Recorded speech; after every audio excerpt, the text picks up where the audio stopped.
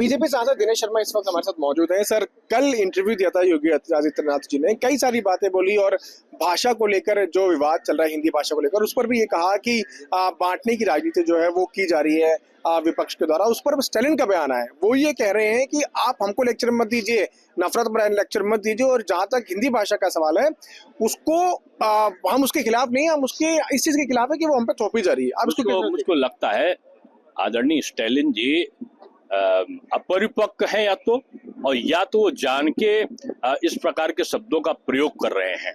उन्होंने सनातन के बारे में कोरोना, डेंगू, मलेरिया उनके बेटे ने शब्द का प्रयोग किया, उससे भी वो अभी निजात नहीं पा पाए कि उन्होंने तुरंत भाषा का विवाद खड़ा किया। अरे देखो ना, अब तो तमिल संगम उत्तर प्रदेश के वाराणसी में हो रहा है। उत्तर प्रदेश के तमाम और मध्य प्रदेश तमाम विश्वविद्यालयों में तमिल भाषा, तेलुगु भाषा पढ़ाई जाने लगी है।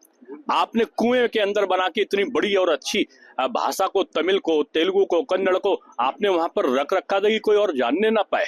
मोदी जी को धन्यवाद देना चाहिए आपको कि उन्होंने नई शिक्षा नीति के माध्यम से पूरे भारतवर्ष के कई विश्वविद्यालयों में तमिल ऐसी पुरानी प्राचीन भाषा, तेलुगु ऐसी प्राचीन भाषा को पढ़ाने का उपक्रम किया है। यानी उनको कुएं से निकाल के समुद्र की भांति विशाल बनाया है।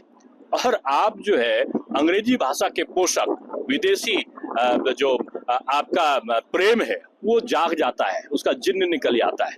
और मैं समझता हूँ कि स्टालिन जी को अभी योगी जी से सीखने की जरूरत। कांग्रेस के नेता है मध्य प्रदेश से, वो साधु संतों को सांड कह रहे हैं, इस तरह की। कांग्रेस को तो भगवान की मैं कहूंगा, इनकी बुद्धि शुद्धि यज्ञ करना चाहिए लोगों को, क्योंकि ये उस समूह के एक सदस्य हैं, तृणमूल, समाजवादी, कांग्रेस और डीएमके के, जो सनातन के विरुद्ध अभियान चलाया है। ये समझते हैं कि सनातन का अपमान करके मैं ध्रुवीकरण करा के कुछ लोगों का वोट पा जाऊंगा। अरे भैया, ना उनका वोट पाओगे ना इनका वोट पाओगे। आगे प्रश्न लूंगा, नमाज को लेकर संबल में कहा गया कि ओपन में नमाज ना पढ़ी जाए, लेकिन समाजवादी पार्टी इसका विरोध कर रही है। आपको कहते हैं इसका मुस्लिम बंधु विरोध नहीं कर रहे होंगे।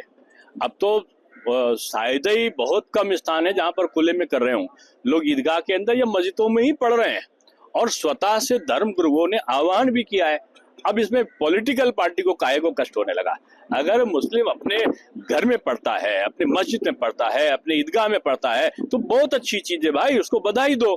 आपको पेट में दर्द काहे को हो रहा है कि ये झगड़ा नहीं करना है, इनमें लड़ाई नहीं हो रहा, दूसरा इनकी नमाज रुकवाना है। अरे नमाज भी पढ़ो और मंत्र भी पढ़ो, गुजिया भी बटे और सेवैया भी हो साथ साथ, ये सब चल रहा है। इसमें इनको दर्द यह है, बदअज़ी में मुझको लगता है कि इनका जो स्वाद बिगड़ा है उसका इलाज जरूरी है।